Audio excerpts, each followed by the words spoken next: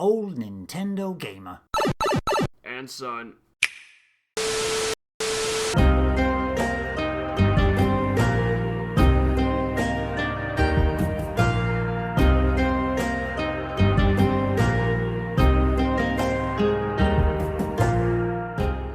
And we'll move on to our recent games.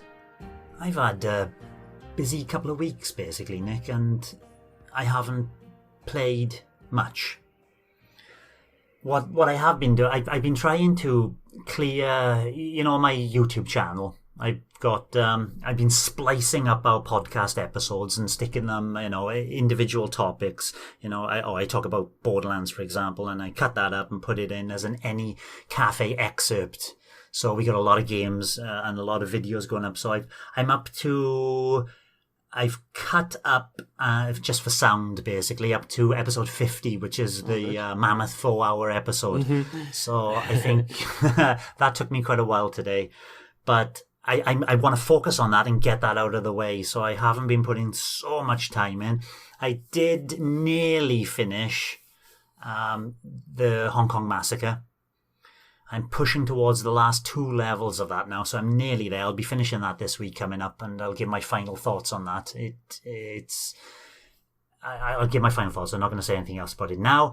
But what I did finish, because the only game that I've been hammering is Borderlands 2 Game of the Year edition with my son, and we actually finished the main campaign, which we've been recording every episode as we're going along as well, and it took us 42 episodes, and every episode is about minimum of 50 minutes and maybe up to an hour and 20.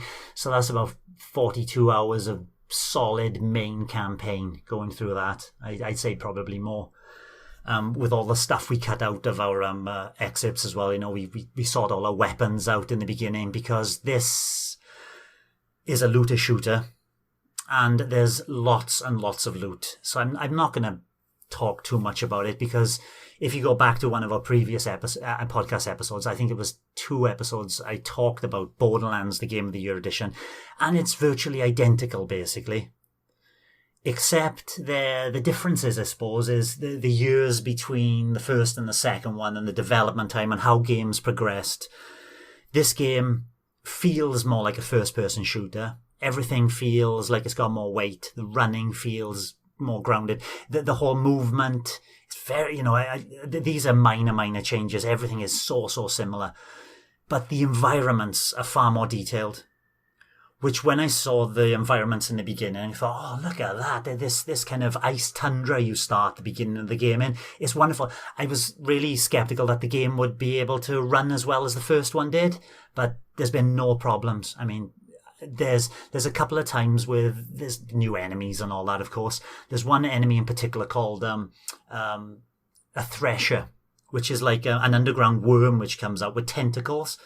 But the kind of boss thresher is called a pyromancer badass thresher, and the pyro thresher bursts into flames as well. So as each tentacle is coming out, there's like 10 tentacles on the screen, this huge screen-filling monster to kill. And then as the tentacles are bursting into flame, I think that's the only time I saw some slowdown in the frame rate. But other than that, it can be throwing these little dog-like monsters called skags at you, and it's throwing 20 of them at you, and you're mowing them down. They're bursting into bits, and there's not the slightest bit of frame rate drops or hints. There's no screen tearing. There's nothing. They've basically a bang-up job again on Borderlands. Obviously, it's the same company porting this 2K, and what an experience it's been. It throws too many guns at you, which is a good thing and a bad thing. We spend like 15 minutes before we start an episode clearing out our inventory because you just picked up so much stuff, and as you develop your character more and more, your backpack gets bigger, so you can carry more. It takes longer to get through your stuff and sort through, and you're constantly balancing. Oh, this gun is like 100 I was trying to think of the word, power basically. It's more powerful by 100 hit points, whatever they call them in the game, than this one. But its recoil is 5% more, and you balance in what's good and what's not all the time, and what gun you feel competent with and comfortable with. But it does a wonderful job all the way through. What I've really, really enjoyed is the story. The story is far, far deeper. It's got this main protagonist called Jack, Handsome Jack, he calls himself. You can see that he's wearing like a prosthetic face to make himself handsome. He's all pinned to his face. Something's happened to him bad in the past. And as you're working your way through this main campaign, it's dropping hints of his history and what he's done in the past.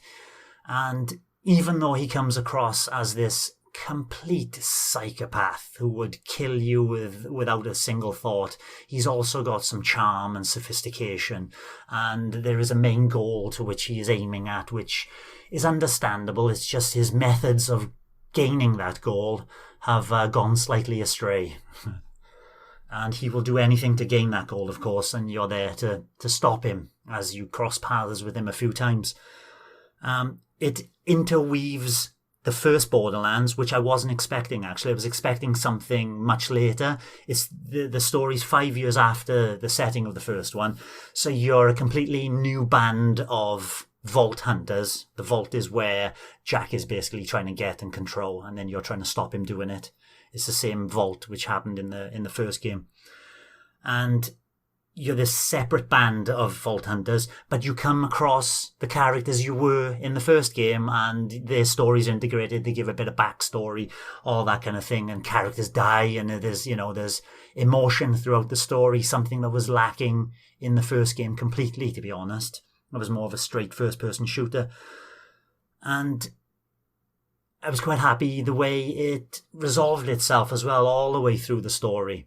The way that it flashed back and blended what happened to us in the first Borderlands game was because of something Jack did, for example, here, and it blends that about it. And it's like, and it's getting kickbacks to the first game all the time. So it's felt really nice that I've gone through the first game and then the second game and found out, they are really, really linked together.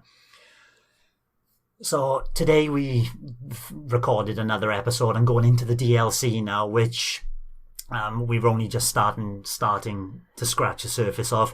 But the beginning of the DLC is one of the characters in this game is called Tiny Tina. She's this 13-year-old girl who is completely off her head, and she's into explosives. She's always and she's just manic, But I like her a lot. She's really cute. She loves to play Dungeons and Dragons, which you find out in the DLC. So she's got this board game, and the DLC is basically you as a Dungeons and Dragons character and working as you would in a Dungeons and Dragons campaign, working your way through that in Borderlands, but going into, there's dragons now, there's skeleton warriors popping up in the game, there's orcs, and it's just super cool, It's like, wow, you've gone and taken the DLC one step further than you even did from the first game. And I thought the DLC in the first game was quite divergent from what the original game was. There had lots of zombie things in the first game. So I'm looking forward to really diving into the DLC of this and fully completing the game, basically. So it's been wonderful 50 hours playing this game again. And after, I'm sure the DLC will take at least another 20 hours from what I can see.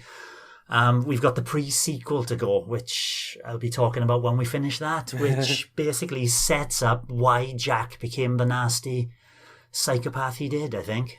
Not bad value for money, I suppose, that Borderlands collection, is it? You must have got over 100 hours out of it now. Yeah?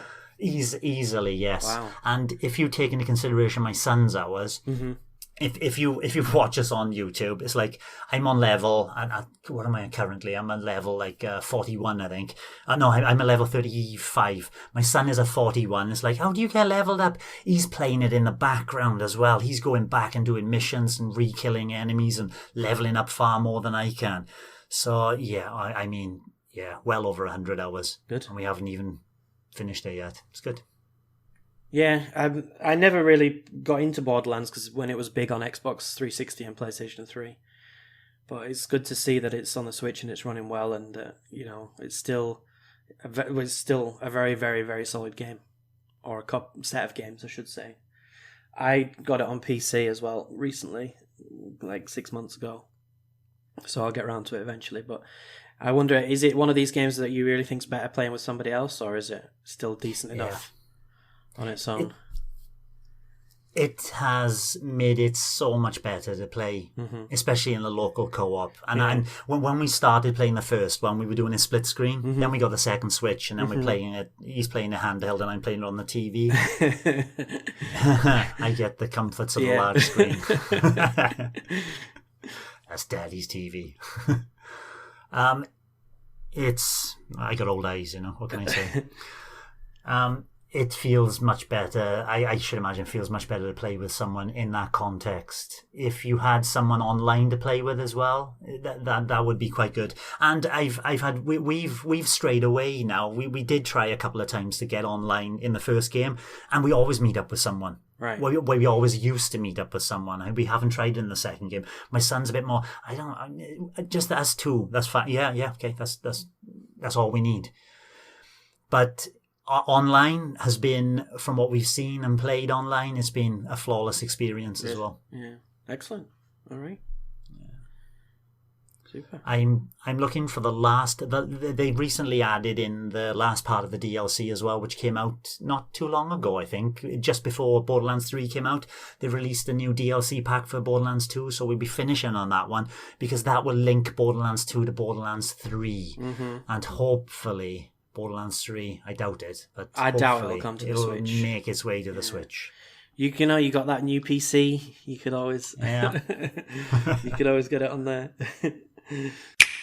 Thanks for watching, and don't forget to hit the subscribe button and give us a like if you've enjoyed our content. You can also check out our other great content on Twitter, Facebook, Instagram, and the N-E Café podcast from all good podcast providers. Just follow the links in the description below.